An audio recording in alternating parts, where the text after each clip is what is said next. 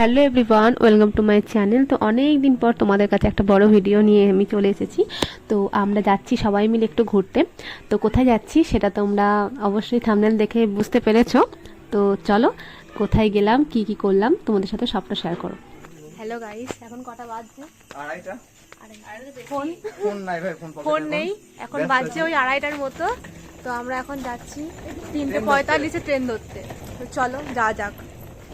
এই যে বাকি সবাই এখানে আছে, চলো।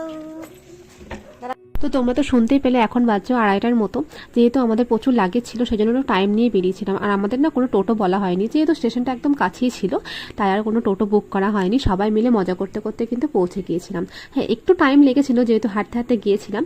তো 3টে নাগাদ পৌঁছে গেছি। তো এখনও 45 মিনিট টাইম ছিল আমাদের হাতে। তো আমাদের ট্রেন কিন্তু একদম রাইট টাইমে ছেড়ে দিয়েছে কাটোয়া স্টেশন থেকে। তো আমরা এখন যাব হাওড়াতে। তো হাওড়াতে গিয়ে ওখান থেকে যাব আমার মাসির বাড়ি। তো আমরা তো এখান থেকে টোটাল 9 জন যাচ্ছি, আর মাসির বাড়ি থেকেও মাসিরা সবাই যাবে। তো ওখান থেকেও 4 জন উঠবে, টোটাল 13 জন আমরা যাচ্ছি ঘুরতে। আর রাতে তো এক্সাইটমেন্টে একদম ঘুমই হয়নি। আর যেহেতু ভোর রাতে ট্রেন ছিল তো একটুখানি টেনশনও কাজ করছিল টাইমে পৌঁছানোর জন্য। তো যাই হোক, সবাই মিলে ট্রেনে একটু ঘুমিয়েও পড়েছিলাম। আর এখন ঢুকছি কিন্তু আমরা হাওড়াতে। আর আমাদের ট্রেন ছিল কিন্তু শিয়ালদা থেকে সন্ধ্যে 7:30টার সময়। কিন্তু আমরা তাড়াতাড়ি চলে গিয়েছিলাম কারণ আমাদের কাটোয়া থেকে প্রচণ্ড ট্রেনের ব্লক দিচ্ছিল।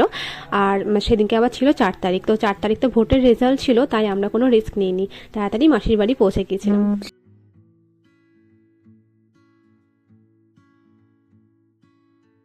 আর স্টেশনে পৌঁছেও কিন্তু আমরা একদম টাইম ওয়েস্ট করিনি, বাসে চেপে পড়েছিলাম আর চলে গেছিলাম মাসির বাড়ি দমদম।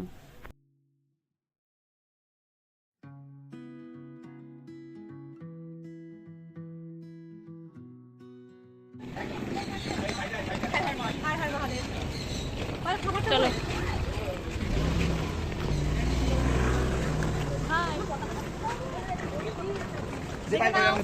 সবাই তাকিয়ে নাও। হ্যালো। এখন কিন্তু বাজে 4:30 4:45 নাগাদ। তো সবাই মিলে বেরিয়ে পড়েছে শিয়ালদা যাওয়ার উদ্দেশ্যে।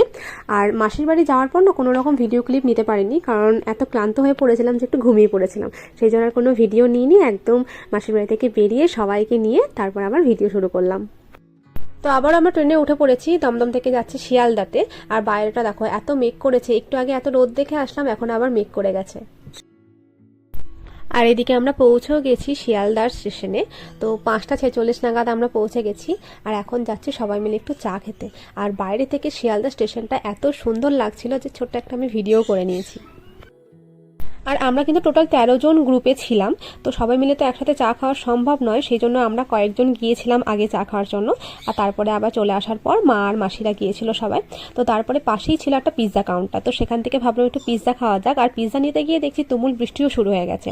তো যাই হোক, তাড়াতাড়ি করে পিৎজা নিয়ে চলে আসলাম। আর সেটা খেতে খেতেই দিয়ে দিল ট্রেন। আর এই যে আমাদের অমৃত ভারত এক্সপ্রেস, তো শিয়ালদা থেকে একদম বেনারস পর্যন্ত মাঝখানে শুধু 6টা স্টপেজ দেবে। দেখে তো মনে হচ্ছিল বন্দে ভারত স্লিপারের একদম ছোট ভাই। তো খুব কমফোর্টেবল কিন্তু জার্নি ছিল। তো সবাই মিলে কিন্তু দেখো এখন আমরা ট্রেনের মধ্যে উঠেও পড়েছি আর নিজেদের জায়গা মতো বসে পড়েছি। আর ট্রেন ছাড়তে কিন্তু তখনও অনেকটাই বেশ দেরি ছিল। আর আমাদের 13 জনের মধ্যে কিন্তু এখন অনেকজনকেই বেশ দেখা যাচ্ছে না। তো সবাই ছড়িয়ে ছিটিয়ে ছিল আর কি, যেহেতু সারা রাতের জার্নি তাই সবাই সবার মতো গুছিয়ে টুছিয়ে নিচ্ছিল।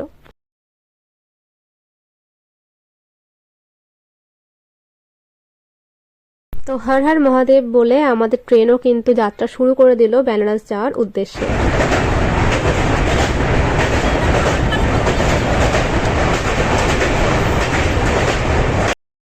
আর প্রথমেই আমরা যেটা খেয়ে নিয়েছিলাম সেটা হচ্ছে চা, আর যেটা খেতে খুবই বাজে ছিল। আর এই যে পিছনে বসে আছে আমার ভাই। তো আমি আর আমার ভাই চা খেতে খেতে তোমরা একটু আমাদের গ্রুপ মেম্বারদের বক্তব্য শুনে নাও। আমরা সবাই মিলে বেনারসের উদ্দেশ্যে রওনা হলাম। কি বল? আবার কি? বেনারসে পানি খেতে।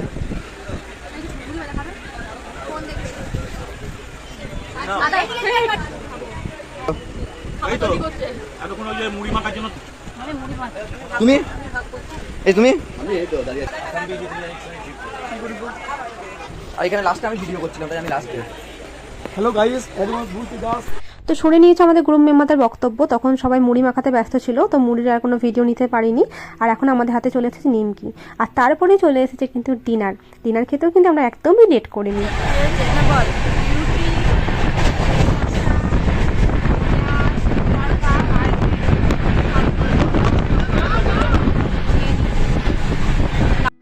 আর ডিনার খেতে খেতেই আমরা কিন্তু প্রথম স্টপেজে আমাদের পৌঁছে গেলাম, সেটা হচ্ছে দুর্গাপুর 9:46-এ। আর দুর্গাপুর থেকে ট্রেন ছাড়ার পরেই কিন্তু শুরু হয়ে গেল মুষলধারে বৃষ্টি আর তার সাথে বিদ্যুৎ চমকানো। তো আমাদের নেক্সট স্টপেজ ছিল আসানসোল, তো তখন আমরা একটু সবাই মিলে গল্প করছিলাম, তাই আর কোনো ভিডিও ক্লিপ নিতে পারিনি, একদমই মাথা থেকে বেরিয়ে গিয়েছিল ভিডিও নেওয়ার জন্য। তো যাই হোক, এরপর আমি আমার সিটে উঠে পড়েছিলাম, আর যেহেতু সকাল থেকে জাগা ছিল, মাঝখানে একটুখানি ঘুম হয়েছে, তাই আর দেরি না করে সুন্দর একটা ঘুম দিয়ে নিয়েছিলাম। আর ঘুম থেকে উঠে কিন্তু একদম সুন্দর ফ্রেশ হয়ে গিয়েছিলাম সবাই, আর এখন আমি বসে বসে বাইরের দৃশ্য দেখছিলাম। আর আমরা কিন্তু আমাদের ডেস্টিনেশনের অনেক কাছাকাছি পৌঁছে গিয়েছি, আর একটু পরেই আমাদের বারাণসী স্টেশনের ওপর দিয়ে যাবে ট্রেন। তো বারাণসীতে অনেক সময় দাঁড়ায়, যদি বারাণসীতে দাঁড়ায় তো আমরা বারাণসীতে নেমে যাব, বেনারস পর্যন্ত আর যাবো না। তো যেমন ভাবা তেমন কাজ, আমাদের কিন্তু ট্রেন দাঁড়িয়ে ছিল বারাণসীতে অনেকক্ষণ, তো আমরা অনেকটা টাইম পেয়েছিলাম বলে নেমে পড়েছি সবাই মিলে। আর বারাণসী স্টেশনটা এত সুন্দর ছিল যে আমাদের সবারই প্রায় ইচ্ছে ছিল যে আমরা বারাণসীতেই নামবো, কিন্তু ট্রেনটা যেহেতু বেনারস পর্যন্ত ছিল, তাই ভাবছিলাম যে যদি না দাঁড়ায় সেই স্টেশনে, বাট অনেক ভিডিওতে দেখেছি দাঁড়ায়, তো আমরা একটু প্ল্যানে ছিল বলে আমরা কিন্তু নেমে পড়েছিলাম। ফাইনালি আমরা পৌঁছে গেছি আমাদের ড্রিম ডেস্টিনেশন বারাণসী। তো পায়েল রানী, তোমার কি মনের ভাব প্রকাশ? আমার ফিলিংস কিছু আর আসছে না, মানে এত ওভারফ্লো হয়ে গেছে, ওভারফ্লো।